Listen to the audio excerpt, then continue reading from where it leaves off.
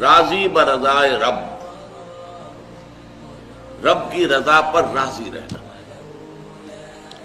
یہ بات کہ جو بھی کچھ ہوا یا ہوگا وہ اذن رب کے بغیر نہ ہوا ہے نہ ہو سکتا ہے، یہ تو ایمان کا منطقی تقاضا ہے۔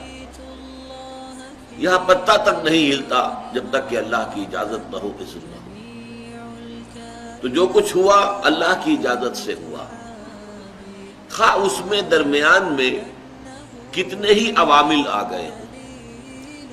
کسی نے اٹھا کر آپ کو پتھر مارا، لیکن یہ پتھر آپ کو نہیں لگ سکتا تھا اگر اللہ نہ چاہتا۔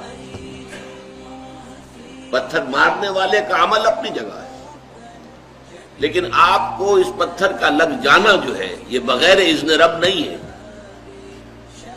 لہذا اس کو سمجھیے کہ اللہ کی طرف سے آیا۔ ایک اس میں لطیفہ بھی ہے کہ ایک درویش یہ کہتا ہوا جا رہا تھا ایک جذب کی کیفیت میں، جو رب کرے سو ہو، جو رب کرے سو ہو، جو رب کرے سو ہو۔ ایک شخص نے اٹھا کر اس کے سر پہ پتھر نے مارا،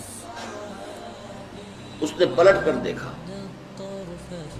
تو شخص نے کہا مجھے کیا دیکھتے ہو، جو رب کرے سو ہو۔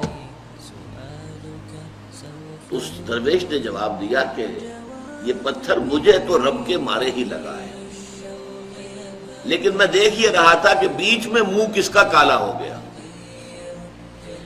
کس نے اپنے لیے جو ہے وہ عذاب اللہ کا کما لیا، ورنہ مجھے بہرحال یہ پتھر لگا ہے تو اس میں اذن رب شامل ہے۔ اچھا، اب جو شے اذن رب سے ہو رہی ہے، بندہ مومن کا اگر اپنا تعلق اللہ کے ساتھ مخلصانہ ہے، اس میں منافقت نہیں ہے، اس میں ریا نہیں ہے، اس میں دھوکہ نہیں ہے، اس میں فریب نہیں ہے، مخلصین لہ الدین، تو اللہ تعالیٰ کا تعلق بھی اس کے ساتھ ریسیپروکیٹ کرتا ہے۔ اللہ تعالیٰ انا عند ظن عبدی بی، حضور یہ اللہ کا قول ہے حدیث قدسی میں کہ میرا بندہ میرے بارے میں جو کچھ گمان کرتا ہے میں وہی سلوک اس کے ساتھ کرتا ہوں۔ اللہ تعالیٰ بھی مخلص ہے، اللہ تعالیٰ کی مرضی کے بغیر کچھ نہیں ہو سکتا، تو یقیناً جو کچھ ہوا ہے اس میں میرے لیے خیر ہے، چاہے فوری طور پر مجھے ناگوار گزرا ہے، مجھے تکلیف ہوئی ہے، میرے لیے یہ شے جو ہے ناپسندیدہ ہے، لیکن ان دی لانگ رن مجھے یقین ہے کہ اس میں خیر ہے۔ بیدک الخیر انک علی کل شیء قدیر، اے اللہ تیرے ہاتھ میں خیر ہی خیر ہے، تو ہر چیز پر قادر ہے۔ اچھا، جو ہوگا وہ بھی اذن رب کے بغیر نہیں ہوگا، یہی تصور اس کے بارے میں ہونا ضروری ہے۔ اسی کا نتیجہ یہ نکلتا ہے جس کو قرآن مجید بار بار کہتا ہے، بار بار کہتا ہے، بار بار کہتا ہے، لا خوف علیہم ولا هم یحزنون۔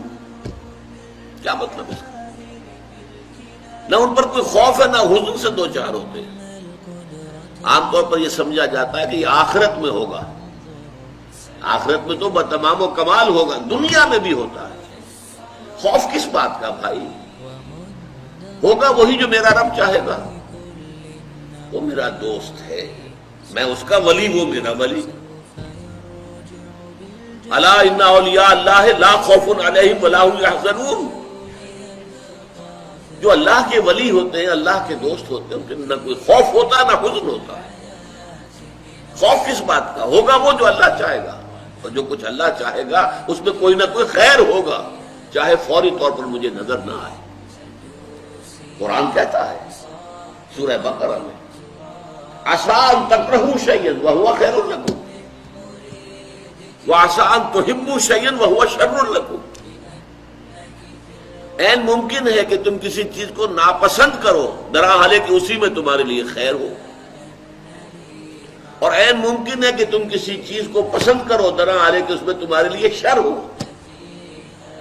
اللہ یعلم وانتم لا تعلمون، اللہ جانتا ہے تم نہیں جانتے۔ تم افعال و اعمال و احوال و واقعات کے ظاہر کو دیکھتے ہو، اس سے متاثر ہو جاتے ہو، اس کے پردے میں کیا مشیت اذنی ہے، کیا ارادہ خدا بندی ہے، اس کے پشت پر کیا چیز ہے جو اللہ تعالیٰ کو مطلوب ہے، یہ ہمیں نظر نہیں آتا۔ وی آر شارٹ سائٹڈ، ہماری نگاہ جو ہے بس کچھ دور تک جاتی ہے، اس سے آگے نہیں جاتی۔ لہذا افعال و اعمال و احوال و واقعات کے صرف ظاہر پر ہماری نگاہ ہے، باطن پر تو ہے ہی نہیں، لہذا ہم اس سے متاثر ہوتے ہیں۔ تو در حقیقت ایمان کا حاصل الا ان اولیاء اللہ لا خوف علیہم ولا هم یحزنون، اللہ کے دوستوں پر نہ کوئی حزن ہے نہ خوف ہے، کوئی سوال ہی پیدا نہیں ہوتا۔ اسی طریقے سے قرآن مجید جو ہے بلند ترین مقام جو انسان کا ہو سکتا ہے، اس کی تعبیر کے لیے الفاظ استعمال کرتا ہے رضی اللہ عنہم ورضوا عنہ، اللہ ان سے راضی ہو گیا، وہ اللہ سے راضی ہو گئے۔ یہ باہمی رضامندی ہے، دو طرفہ، دو طرفہ اللہ کے ساتھ تعلق ہوتا ہے، دو طرفہ تعلق ہوتا ہے۔ تم اللہ سے محبت کرو گے، اللہ تم سے محبت کرے گا۔ تم اللہ کے ساتھ مخلص ہوگے، اللہ تعالیٰ تمہیں واقعتاً اپنا مخلص بندہ بنا لے گا۔ تم اللہ کی طرف چل کر آؤ گے، اللہ تمہاری طرف دوڑ کر آئے گا۔ تم بارش برآؤ گے، اللہ ہاتھ بڑھائے گا۔ تم اسے محفل میں یاد کرو گے، اللہ اس سے کہیں بہتر محفل میں تمہارا تذکرہ کرے گا، ملائکہ مقربین کی محفل میں۔ تم اللہ کو اپنے دل میں یاد کرو گے، اللہ اپنے جی میں تمہیں یاد کرے گا۔ یہ دو طرفہ معاملہ ہے۔ تم اللہ کی مدد کرو گے، اللہ تمہاری مدد کرے گا۔ ان تنصروا اللہ ینصرکم ویثبت اقدامکم، اگر تم اللہ کی مدد کرو گے، اللہ کی مدد سے مراد کیا؟ اللہ کے دین کی مدد، اس کی نصرت، اللہ تمہاری مدد کرے گا۔ یہ رضی اللہ عنہم ورضوا عنہ سورہ مائدہ میں بھی آ رہا ہے، سورہ توبہ میں، سورہ مجادلہ میں، سورہ بینہ میں 4 مرتبہ ہے۔ دین کی بات پھیلانا صدقہ جاریہ ہے، ثواب کی نیت سے ویڈیو کو شیئر ضرور کیجیے۔ جزاک اللہ۔